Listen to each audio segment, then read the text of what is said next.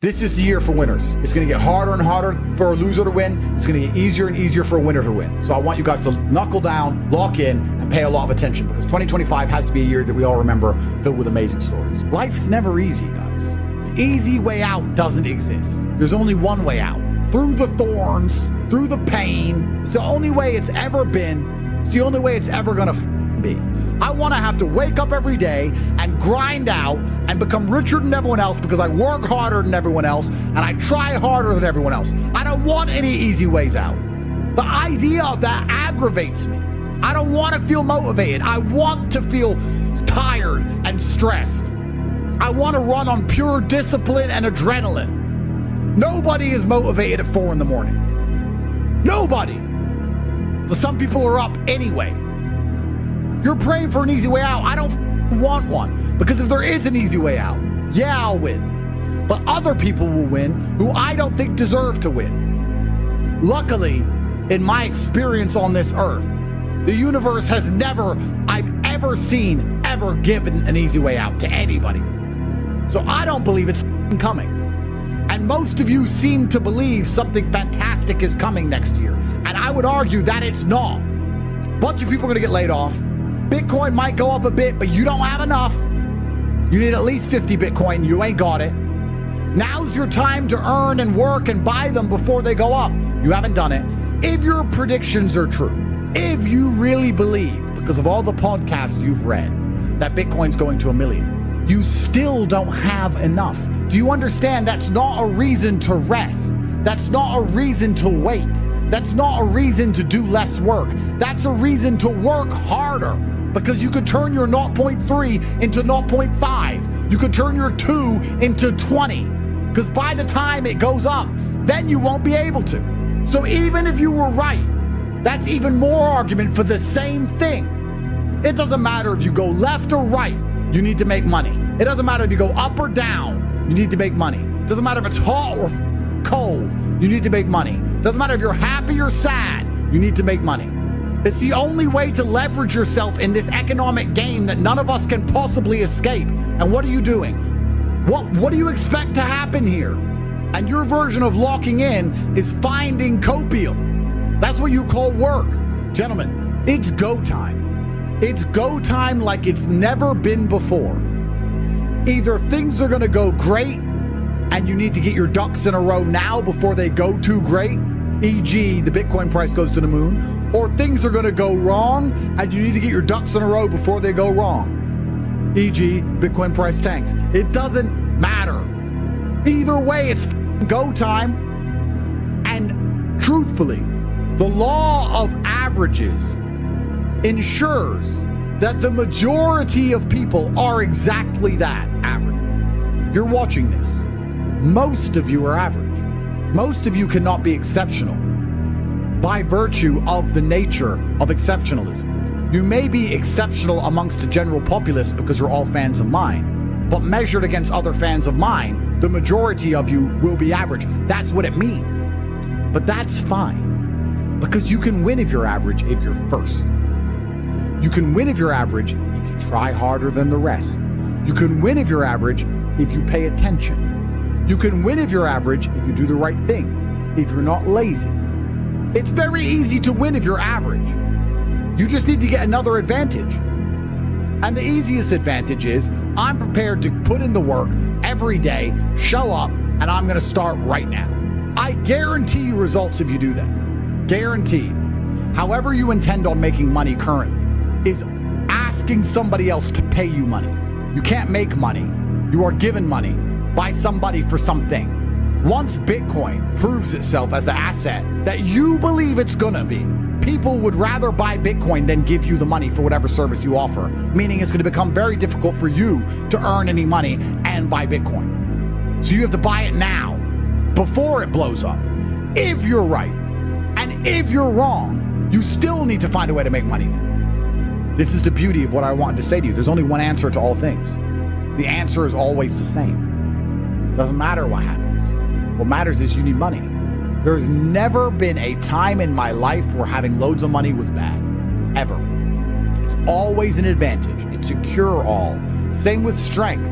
I've never thought, damn it, I'm too strong. Damn it. Wish I wasn't so strong. That doesn't happen. These are the two things that you can never get enough of, which is why they're the two things you should be focused on. Because once you get enough, you get to observe the game from above. You get to watch the ants argue and scatter around like I do. So I don't want you guys to be living on hopium. It is go time. Today is go time. Right now is go time. There's absolutely no other time for you to go but now. You either go now or you lose. Now you can finally take some action and get something done. As a man, you win by your very existence. That is the difference between a winner and a loser. A winner can breathe and people will have an opinion about it. A loser is trying very hard to be relevant. And it is your job to win as much as possible. And I'm going to make sure none of you are falling for a very obvious and simple trap. And that trap is the false idea of work and believing that anybody out there gives a shit about you as opposed to themselves. Because they don't. Life is actually very simple because it's a one-move win. Imagine no matter what scenario you're in, you only had to do one thing. Imagine boxing, and no matter what attack he threw at you, no matter how big and strong he was, no matter how tired you were, you didn't have to do any fancy combination. You didn't have to do any kind of clever footwork. You only had to do one move, and you instantly and endlessly, 100% of the time, won. And life is the same. And that thing is get rich. You know, whenever I see an argument online about anything, my instant response is, thank God I'm rich. And if I am emotionally vested in that argument, if I am looking at that argument and believe the outcome genuinely matters and can affect my life, I'm only more motivated to get rich. If I look at an argument and say, I really care about this, time to get rich. Why? Well, there's two reasons. Reason one is that wealth gives you power and allows you to move the needle. Because most of you are not rich enough to move the needle in any significant way. And two, wealth also gives you the ability to build your own reality. Focusing all that energy on getting as rich as possible is more likely to change your experience than rage posting. The easiest place to see this is with Bitcoin. Everyone loves Bitcoin. Everybody believes in Bitcoin. Bitcoin's going to the moon. I get it. But why are you watching videos about Bitcoin and researching Bitcoin instead of earning money to buy more Bitcoin? It's binary. You either believe in Bitcoin or you don't. And if you do believe in Bitcoin, the most prudent and intelligent spend of your time is to work as hard as possible to acquire as much as possible before the price becomes prohibitive. To sit there with 0.3 Bitcoin, to believe that Bitcoin's going to go up, and then to watch Bitcoin videos and watch hopium and research how the blockchain works with no intention of actually programming the blockchain in any way is a mistake. And it is a trick and a trap you are falling for because you believe by doing that, you are somehow working towards the end goal. And you're not. You're attracted to Bitcoin because you can buy and forget. You love Bitcoin because it's offering you the lazy man's dream. Buy some of me and do nothing. It is the dream of every person alive to park some money, ignore it, and with no work have more money, because that's nearly impossible to do. If you want to start a rental property portfolio, you have to work. There's taxes, there's legal, there's cleaning, there's maintenance, there's finding tenants, there's work. Bitcoin is very lazy. So you buy it, you do nothing, and you're told you're going to be a millionaire one day. That satisfies part of your heart. That's a perfect scenario. But then you have this time on your hands. And you're sitting there thinking, well, Bitcoin's going to make me a millionaire, and I want it to happen now. So what do? What you start doing is reading about Bitcoin, tweeting about Bitcoin, posting about Bitcoin, watching all the hopium, looking up random YouTubers for their Bitcoin predictions, listening to Michael Saylor. All of these things you are doing because you are trying to expedite. You're trying to speed up the pace at which Bitcoin saves you from your miserable life. But it is a mistake because doing all of that doesn't change anything. I know you could argue that the collective energy of enough people understanding Bitcoin and tweeting about it moves the needle. That is true.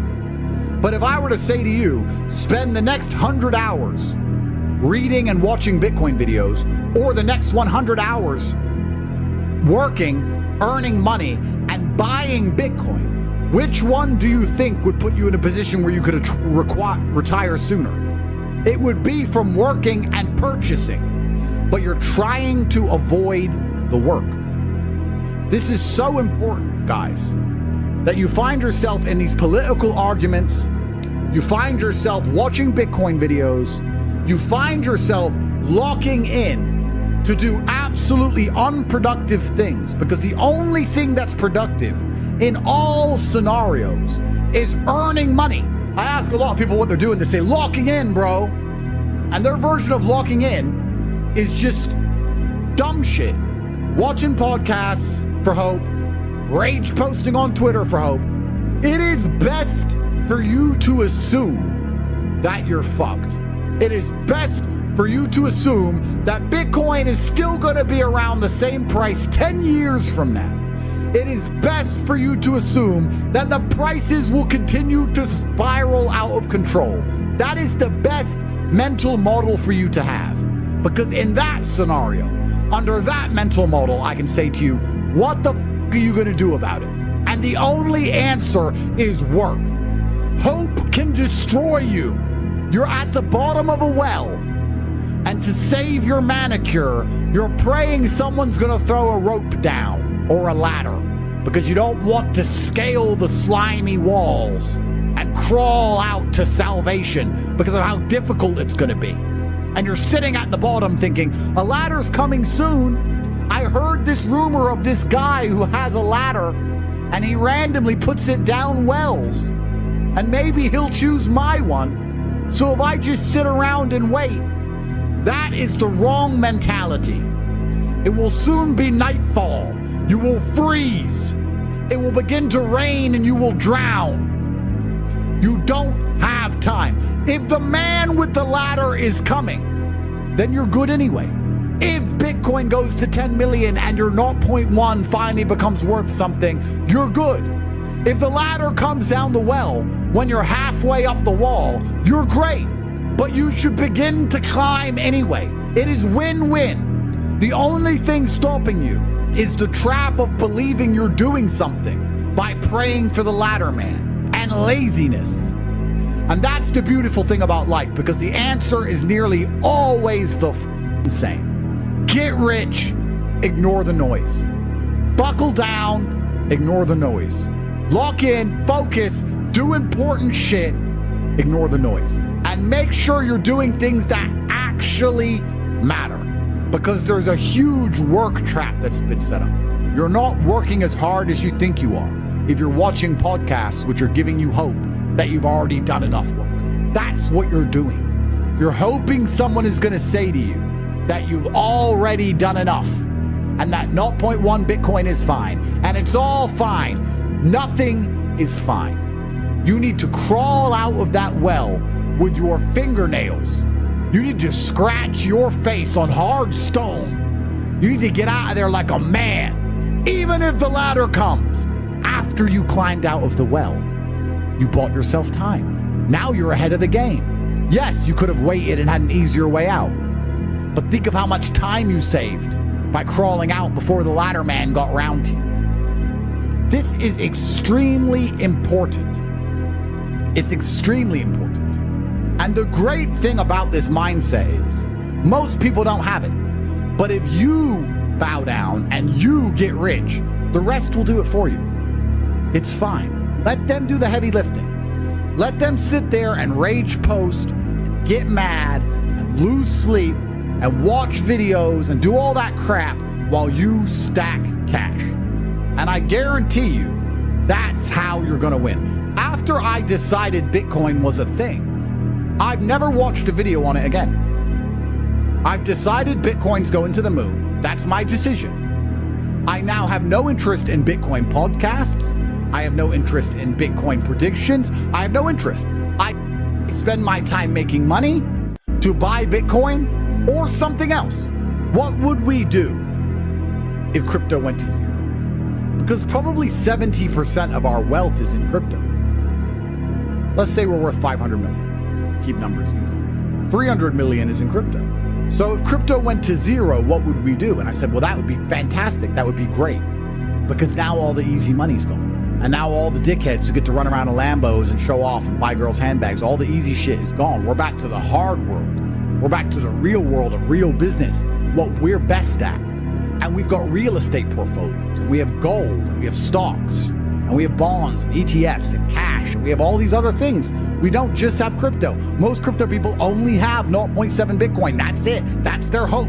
That's their ticket. We have everything else. Even though I don't believe crypto's going to zero, it would actually be better for us if it did, because there'll be less people flexing money. We'd be the only rich people left.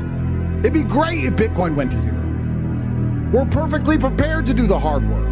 There's no such thing as easy money. There's money you can work for. I can show you where the gold mine is, and I can give you a pickaxe, but you have to dig. If you're not going to dig, don't go. Do not go down the gold mine with a pickaxe if you're not prepared to dig.